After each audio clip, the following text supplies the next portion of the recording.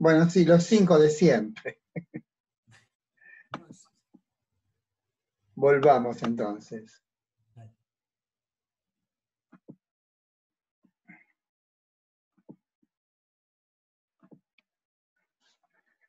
Bueno, tenemos entonces que el segundo camino hacia la doctrina de las ideas, que podemos llamar el camino matemático, tiene que ver con la influencia pitagórica.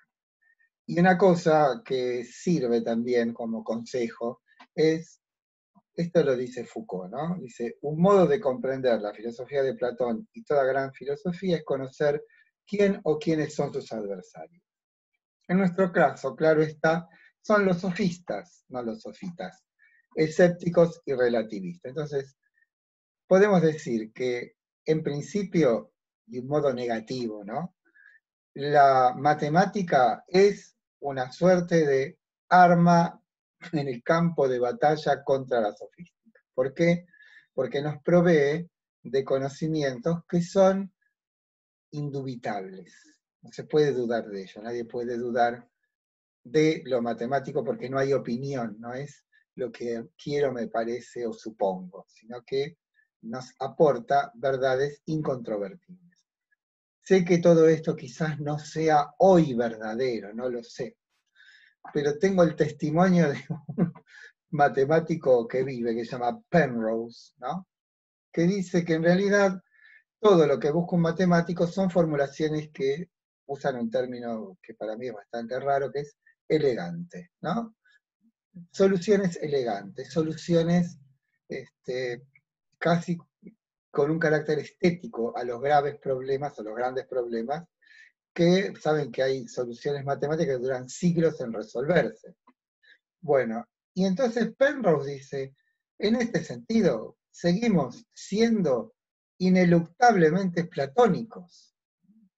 Estamos buscando cuál es la mejor formulación de algo puramente inteligible, y eso es la matemática. Y eso es Platón, ¿no? Bien. La diferencia, y esto sí tenemos que prestar atención, sé que son demasiadas cosas, ¿no? Disculparán ustedes. Es que la estrategia platónica se basa en extender el tipo de certeza que nos da la matemática a todas las cosas. Esa extensión es la doctrina de las ideas. ¿Por qué digo esto? Porque para los pitagóricos la matemática era la fuente y el origen de todas las cosas. O sea, todo era reductible a determinadas combinaciones matemáticas. Y de ahí la armonía, el número, ¿cómo se llama? La armonía áurica, no me acuerdo cómo se llama el nombre. Bueno, seguramente Martín sabrá mucho de estas cosas, ¿no? Los arquitectos y la búsqueda de formas adecuadas, digamos, ¿no? Bueno, todo eso está en ese universo de lo matemático. E insisto, por una parte, sirve como réplica a el escepticismo y el relativismo sofista.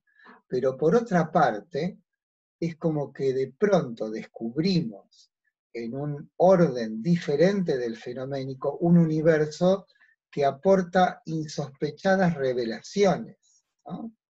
Como las determinadas armonías de los números, que después ustedes lo pueden ver en los fractales, hay todo un mundo alrededor de esto de lo matemático, ¿no? Y que en la época de Platón no debe ser circunscripto solamente a la aritmética y a la geometría, sino que, digo, tamassémata en la interpretación de Heidegger, que es todo lo que se sabe de antemano. Y si es todo, es todo. Entonces, si la estrategia platónica es extender el tipo de certezas, no solamente tendremos números, sino que tendremos la idea de la belleza, la idea de lo armónico, la idea de la proporción, ¿no? O sea, eso es lo que esta tarea socrática, vieron que Sócrates va, en relación a Sócrates, va un amigo al oráculo de Delfos, que se llama Querefonte, y pregunta al oráculo si es cierto que Sócrates es el más sabio. Y se lo dice a Sócrates, y Sócrates finge, poco teatralmente, cierta perplejidad, pero trata de poner en juego aquello dicho por el dios. Entonces se pone a preguntar a todo el mundo. Y esto es una ficción, pero sería algo así. Le pregunta a un zapatero cómo se hacen los zapatos. Entonces, el zapatero técnicamente le explica con toda precisión cómo se hace un zapato. Y entonces Sócrates podría preguntarle, pero además vos no buscás que sea bello. Por supuesto, le dice. Bueno, ¿me puedes explicar qué es la belleza? Silencio. ¿Mm? ¿Se dan cuenta? Ahí está el asunto. No en las preguntas acerca de cómo se hace algo, sino las preguntas acerca de cómo son posibles que esas cosas se hagan. Y eso no es con los materiales, porque la armonía que aparece en cualquier, digamos, producto humano, también en la belleza en la naturaleza o en la belleza de las cosas que podemos producir, no es producto de una técnica, no es algo que es simplemente una conjunción de elementos, sino que hay algo más. Ese algo más es por lo que pregunta Sócrates. Y por eso esa afirmación de los demás creían saber, yo solo sé que no sé nada. Claro, los demás creen saber porque su saber es meramente técnico. En cambio, el otro saber no es un saber técnico y precisa de otro tipo, perdón por la palabra, de instrumentos intelectuales para poder acceder a ese orden. No nos sirven los saberes mundanos. En todo caso, los saberes mundanos pueden servir como de orientación, pero de ninguna manera son decisivos. Sirven de orientación. ¿Por qué? Porque los entes espaciotemporales claramente tienen una relación con las ideas, pero es una relación de subordinación. Entonces no pueden tomarse sino como signos que excepcionalmente aparecen y nos pueden dar de algún modo la pauta de que existe un orden otro. Bueno, esto está dicho acá. Lo que intenta Platón con su doctrina de las ideas es extender a todas las cosas el mismo carácter de certeza que reside en los entes matemáticos. De ahí ideas como la de justicia, la belleza y la idea del bien, que es la idea de las ideas. Ahora, ¿cuál es el procedimiento que debiéramos utilizar para poder deslizarnos con absoluta certeza por ese mundo de las ideas? Es la deducción. Y acá tenemos esto de lo que hemos hablado con Parménides, que es en qué consiste un procedimiento deductivo. En principio es un procedimiento que no se hace con las manos ni con el cuerpo, sino puramente intelectual. Y consiste en que, partiendo de determinados principios llamados axiomas, ahí tienen ustedes la definición de axiomas de la Wikipedia, ¿no? Y a partir de esos principios, y con un procedimiento riguroso, establecer nuevas proposiciones a partir de esas primeras. Cuando hemos estudiado geometría en la escuela secundaria, nos mandaban un teorema y el teorema era eso. Hay determinadas reglas y hay determinados principios. Si seguimos a partir de los principios, aplicamos determinadas reglas, podemos demostrar de un modo indubitable determinadas formulaciones. Posibilidad asombrosa la deducción, que a partir de determinadas definiciones indubitables, axiomas, y desde ellas formular proposiciones con el mismo valor de verdad de aquella que les dio origen. Esto que me olvidé de decirles, con Parménides lo podemos decir perfectamente ahora. Algo dijimos de que a los entes espaciotemporales les es inherente una determinada limitación. Es que no los podemos percibir absolutamente porque cuando percibimos un aspecto hay otro que se nos sustrae, ¿no? En cambio, los entes que habitan este orden instituido por Parménides se nos dan absolutamente. Eso no quiere decir que se nos den absolutamente de un momento para otro y que no exija un cierto trabajo la detección de esas verdades. Pero cuando son adquiridas, no son tornasoladas. No es algo que se aparece de un modo incipiente y después, no, cuando las captamos son captadas absolutamente. Y una de las maneras de demostrar esto es que si yo me detengo a la mitad de un procedimiento deductivo, sea un teorema o una demostración, lo que está, entre comillas, detrás de ese punto en el que yo decidí pararme y lo que sigue para adelante tiene todo el mismo valor de verdad. Y eso habla de la cualidad de esos entes. De eso habla, justamente, de que permiten una perfecta inteligibilidad. Bien, ese procedimiento es el que propone Platón para deslizarse en el orden de las ideas, que es la deducción, pero la deducción toma la forma de este deslizamiento dialéctico que después vamos, pues si quieres se los digo ahora, que él en El Sofista, que es un libro de la madurez, o sea, posterior a estos cuatro, yo no sé si es un tono más o menos gracioso, irónico, porque como que lo desafían a que exponga una demostración de la eficacia del procedimiento dialéctico. Entonces propone, o le proponen, que defina la pesca con caña, ¿no? Entonces fíjense cómo es la deriva del conocimiento, no en el orden de lo matemático, sino en un orden absolutamente empírico, como sería la tarea o la técnica de la pesca con caña. Entonces dice Sócrates, creo que no es Sócrates en El Sofista, pero no importa, creo que es el extranjero. Dice, ¿qué es la pesca con caña? Es un arte, entiendan arte como una técnica, ¿no?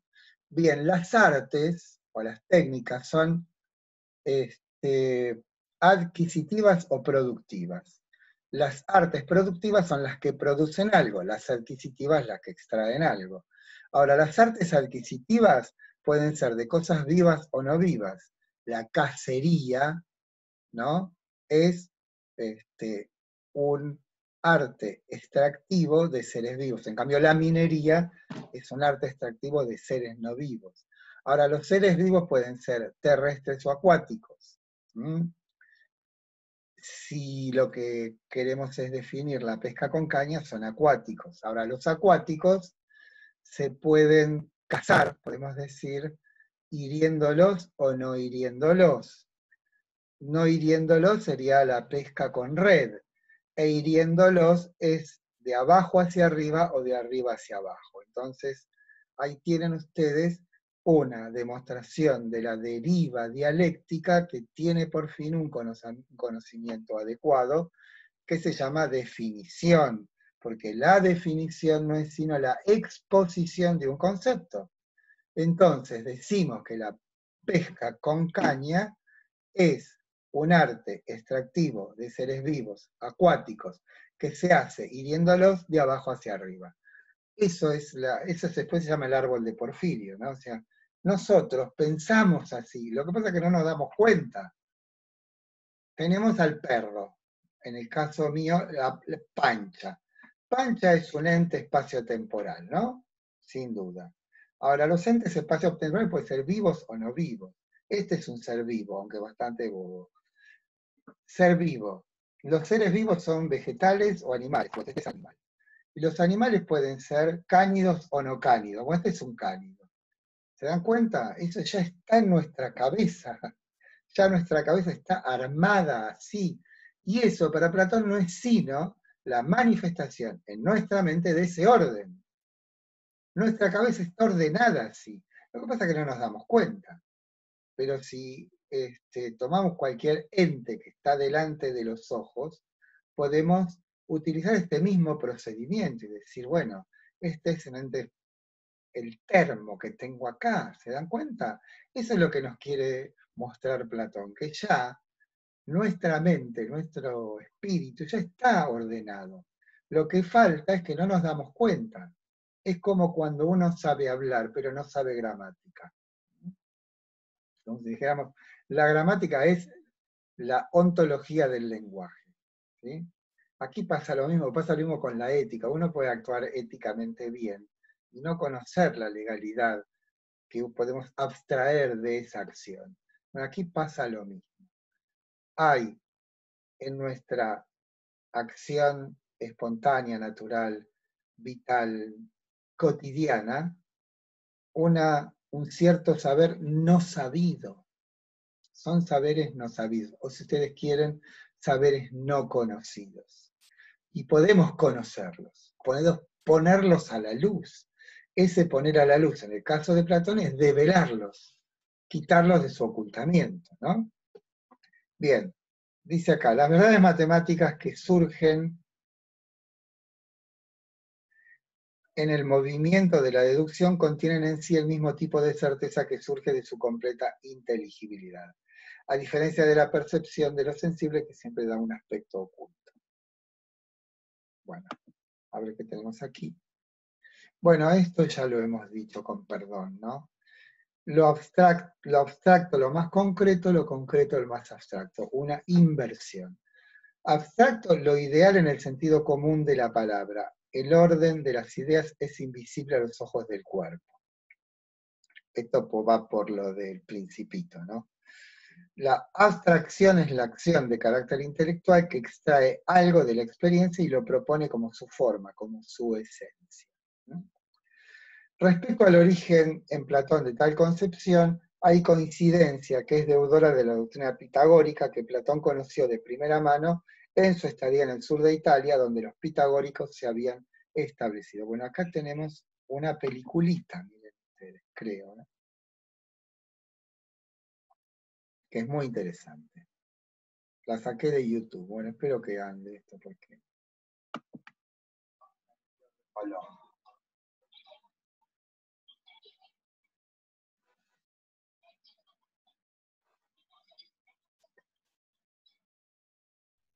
Profe, no se escucha el audio, ¿eh? ¿Cómo? Que no se escucha el audio, porque cuando compartís tenés que tocar un botón que dice compartir audio de la computadora. A ver. ¿Qué haría sin ustedes? A ver, esperen que acá... Tenés que dejar de Compartir compartir. sonido de la computadora. Ahí está, eso, porque si no, no escuchamos. A ver, ahora. Ahora sí. Pitágoras amaba a los números apasionadamente.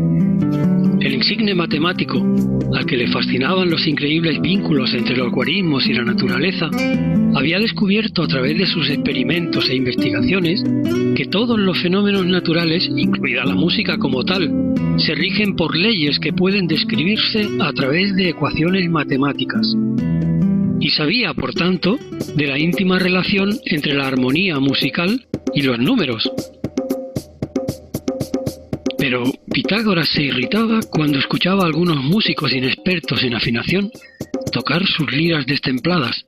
Por eso buscaba una ayuda mecánica para el sentido del oído, que fuera a la vez fiable e ingeniosa, y capaz de ayudar a aquellos músicos a afinar sus instrumentos mediante un procedimiento metódico.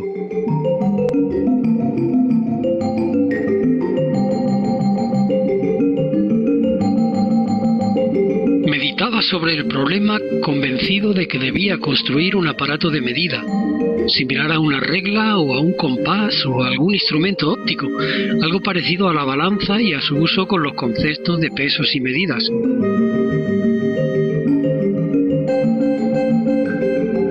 Y un buen día, mientras paseaba abstraído en sus pensamientos, pasó ante la puerta de una fragua y le llamó la atención cierta cadencia de golpes de los martillos de los herreros al golpear el metal sobre los yunques.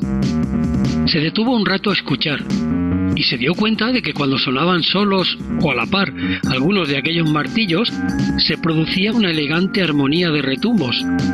En cambio, con el sonido de otros martillos distintos, la agradable armonía desaparecía. Su astucia matemática le hizo comprender que allí seguramente podría encontrar la solución al problema de la música. Así que echó a correr hacia la fragua para inspeccionar in situ los elementos que producían aquellos ritmos y acordes, y observó que al golpear a un tiempo la mayoría de los martillos se lograba un sonido armónico, En cambio, cualquier otra combinación que incluyera un martillo concreto producía siempre un sonido desagradable. Analizó todas las herramientas y se dio cuenta de que las que eran armónicas entre sí guardaban una relación matemática sencilla. Las masas de todos y cada uno de los martillos que sonaban acordes en conjunto eran proporcionales entre sí. Todos los martillos cuyos pesos guardaban entre sí la proporción de la mitad, 2/3 o 3/4, producían sonidos armónicos. Sin embargo, el peso del martillo que provocaba la disonancia al golpearlo al unísono con cualquiera de los restantes no mantenía una relación simple con los pesos de los demás martillos. Es decir, llevando al campo de las matemáticas aquella experiencia suya en una fragua, Pitágoras de Samos inventó la llamada afinación pitagórica, una gama musical construida sobre intervalos de quintas perfectas de razón 3/2, tras descubrir las leyes de los intervalos musicales regulares, es decir, las relaciones aritméticas de la escala musical.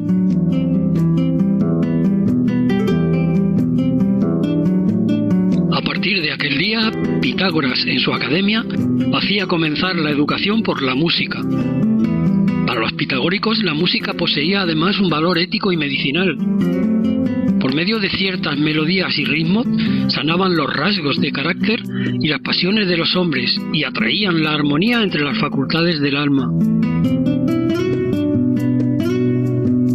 Y así, queridos amigos, fue como el gran sabio Pitágoras estableció el orden, la proporción y la medida en la música. Bueno, fantástico, ¿no? ¿Me escuchan? Sí, profe, te escuchamos. Sí, profe. ¿Vieron qué lindo? Es increíble. Te estoy Aparte, escuchando lo de la construcción de acá afuera y voy a ver si da la armonía pitagórica. Candele martillar, voy a ver si pasa esto. En fin. Bueno, lo concreto, habitualmente los hechos, lo tangible, lo que se aparece en la experiencia.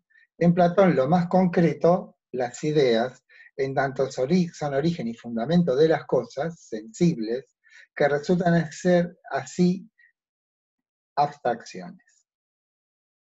Lo sensible es lo que afecta a nuestros sentidos y cambia nuestro estado. O sea que, ¿cómo hay que entender el orden de lo sensible como aquello que, afectando nuestra capacidad pasiva, que llamamos sensibilidad, cambia el estado de nuestra mente? Esto no es ningún cambio radical, o sea, simplemente girando la cabeza o teniendo hambre, ahí vemos cómo es que la afección sensible tiene como signo el modo de ser de una notificación. Nos notifica de algo. Y esa notificación va de la mano de una cierta captabilidad de eso. Llamamos a esa captabilidad un cambio de estado de nuestra mente, por ponerle un nombre, ¿no? O sea, el frío, el calor, las cosas que vemos, las que oímos, las que olemos, las que gustamos. Eso es lo sensible. Y eso sensible, en Platón, proviene del orden del espacio temporal donde está incluido nuestro cuerpo. Lo sensible es lo que afecta a nuestros sentidos y cambia nuestro estado. Es singular porque lo afectante nunca es un concepto o una idea que son captables por la inteligencia. O sea, es otra nota. Aquello que nosotros consideramos como fuente de esta afección sensible siempre es algo del orden del espacio temporal. Bien. Las ideas, entonces, y esto es otra nota fundamental para entender lo que Platón nos quiere decir, es que están en un orden sistemático. No es cualquiera. Y ese orden sistemático es lo que yo quise mostrar cuando decimos perro, o cuando Platón habla de la pesca con caña. sea, hay un orden eminente y ese orden eminente constituido por nociones puramente intelectuales, eternas, inmutables, homogéneas, inengendradas, etcétera, etcétera, tiene una forma cohesionada, orgánica, organizada de estar estructuradas. Y esa organización y esa estructura es eterna. Nosotros solamente podemos descubrirla y uno de los caminos para poder descubrirla son los signos que nos arrojan las cosas sensibles. ¿Cuáles son esos signos? Primero, la posibilidad de su inteligibilidad, su conocimiento. Otro signo de la gravitación de eso que existe en ese otro orden es la experiencia de la belleza.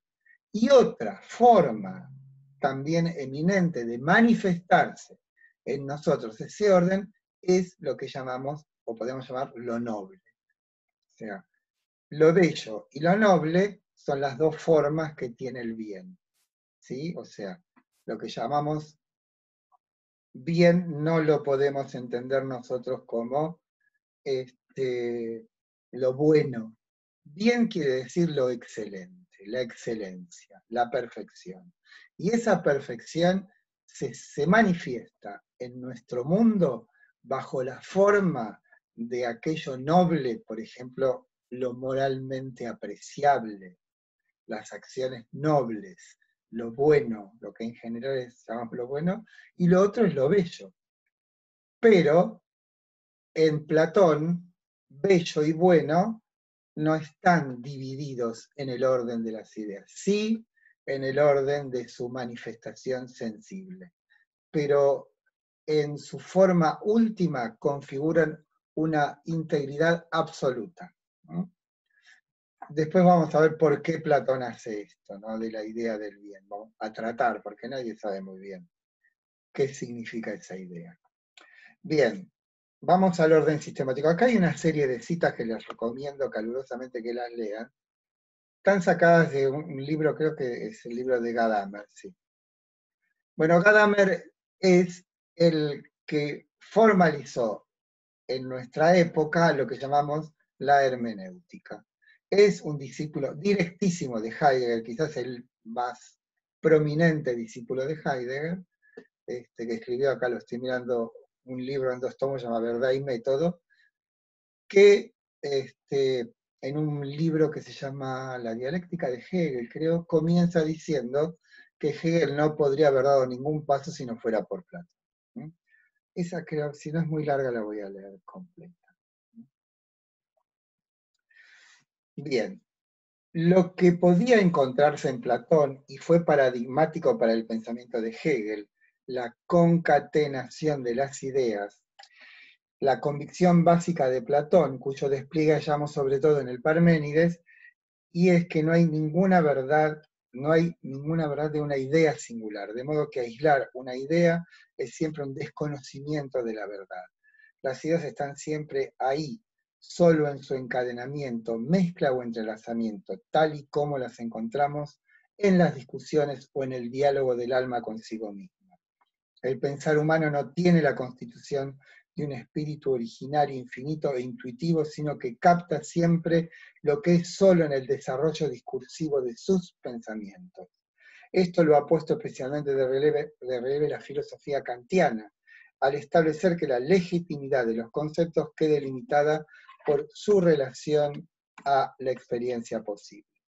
En todo caso, la verdad que se dejaba ver por detrás del Parménides de Platón era que el logos es siempre un complejo de ideas, la relación de las ideas entre sí. Y en este sentido, la primera verdad de la lógica de Hegel es una verdad de Platón, que ya resuena en el Menón, que es uno de los libros próximos a esta etapa media de Platón, según la cual la naturaleza entera está interrelacionada. De suerte que el camino del recuerdo de una cosa es el camino del recuerdo de todas.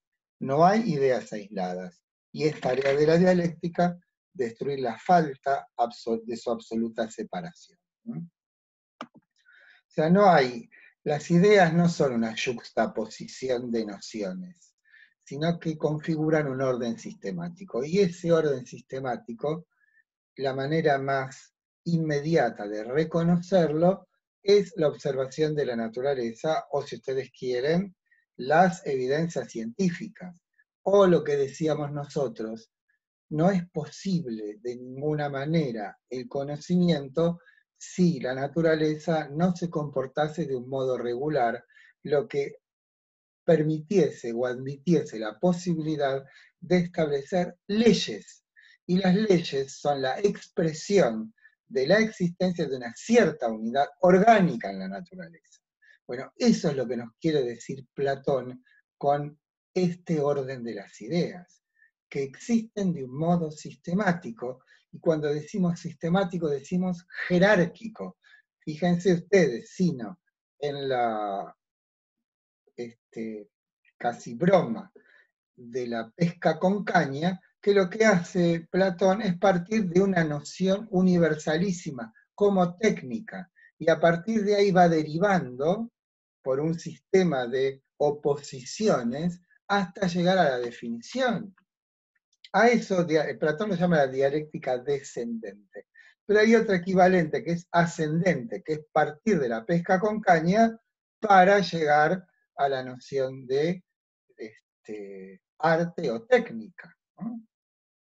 Bien, entonces, no solamente en nosotros hay algo de carácter divino, como habrían descubierto los órficos, a partir de aquella experiencia de lo dionisíaco, sino que además, y esto es un agregado como extraordinario, ese orden contiene conocimiento, no es simplemente un alma de naturaleza inmortal, susceptible quizás de cambios a partir de cómo nos comportamos en nuestro mundo, como pensaban los pitagóricos, sino que además es, con perdón de la palabra, el recipiente donde residen las nociones verdaderas, en tanto universales, que ya hemos demostrado no pueden provenir de la experiencia.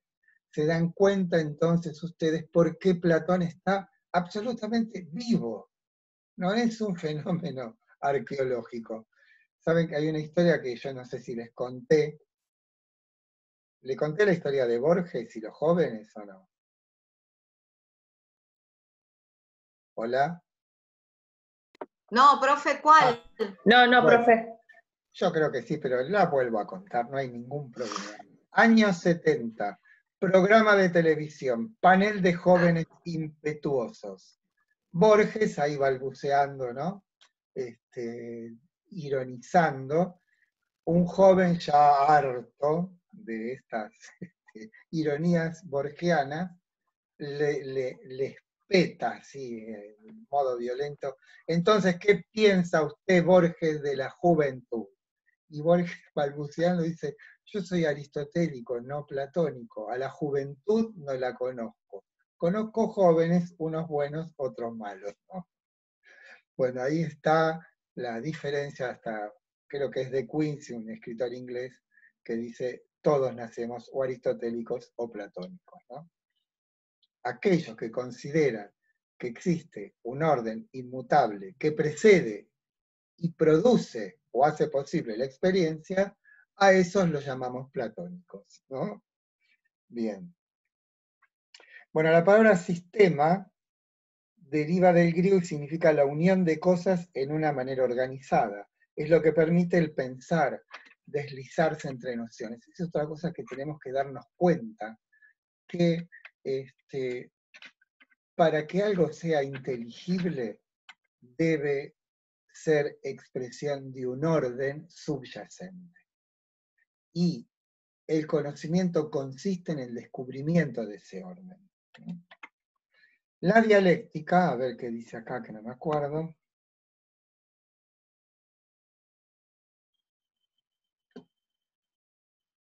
Bueno, esto está tomado del texto de Giovanni Reale, de la sabiduría secreta.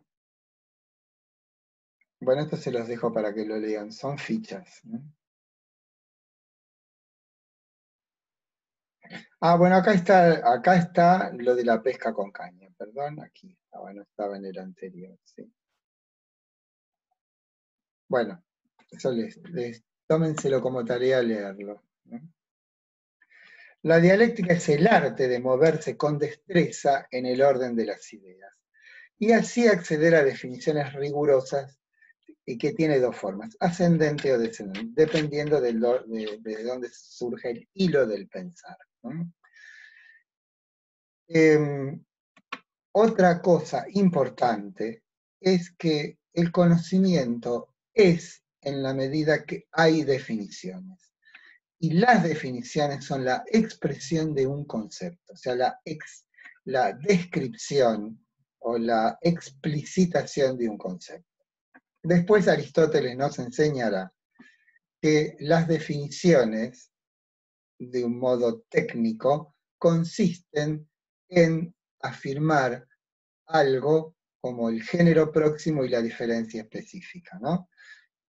El ejemplo más trillado es: el hombre es un animal racional. Animal, género próximo, diferencia específica, racional. O sea, todo esto debiera servirnos para darnos cuenta de que detrás de nuestra habitualidad existe un orden subyacente que es el soporte, la estructura de esas habitualidades, ¿no? Bien, la gravitación de las ideas en nuestra vida cotidiana se muestra en que si nos es posible la orientación, familiaridad en el mundo de las copias, es porque justamente ellas representan de un modo degradado al mundo de las ideas. Así padecemos en el mundo de la opinión, el mundo del espacio temporal, de una relativa ceguera. Bueno, vamos a, como ahora viene todo el tema del... vamos a vernos los rostros, a ver, sí, ahí está. Pero esperen que vamos a verlo, vamos a hacerlo más democrático y nos vemos entre todos. Bueno, lo que sigue vamos a ver ya el paradigma de la línea y después el ascenso dialéctico en el banquete. Nos vamos a ir, ven que vamos cada vez más específicamente, ¿sí? Vayan leyendo, ¿no? Pero se dan cuenta, quisiera yo poder transmitir la grandeza de este pensamiento. Es realmente estupefaciente, como yo digo. Bueno, bueno, nada, espero que no llueva, voy a hacer asado el domingo, entonces, que no sé. Profe, Sí. ¿tenemos que ir leyendo el banquete, dijo? Lean el banquete, más que es un don que damos, que Platón nos da, no es un esfuerzo. Van a ver que se lee solo, sobre todo las últimas partes son de una belleza. Sí. El mito de los andróginos, van a ver lo que es eso. Está subido, ¿no? Sí, ese que sí, está subido. Ah, sí, si no avísenme que se los mando, ¿sí? Pero está en el campus. Bueno, sí. Muchachos, muchaches. Hasta... Ay, no, profe, no me defraudes. No iba a esperar nunca que vos digas eso. No, yo lo digo con mucha resistencia, pero como no sé cómo son mis interlocutores para poder... No, está bien, no. Por favor, que se nos hasta el martes, muchachos. Hasta el martes, los pibes. Hasta el martes, buen fin de a todos. Chao, gracias. Chao. Chao. Hasta luego.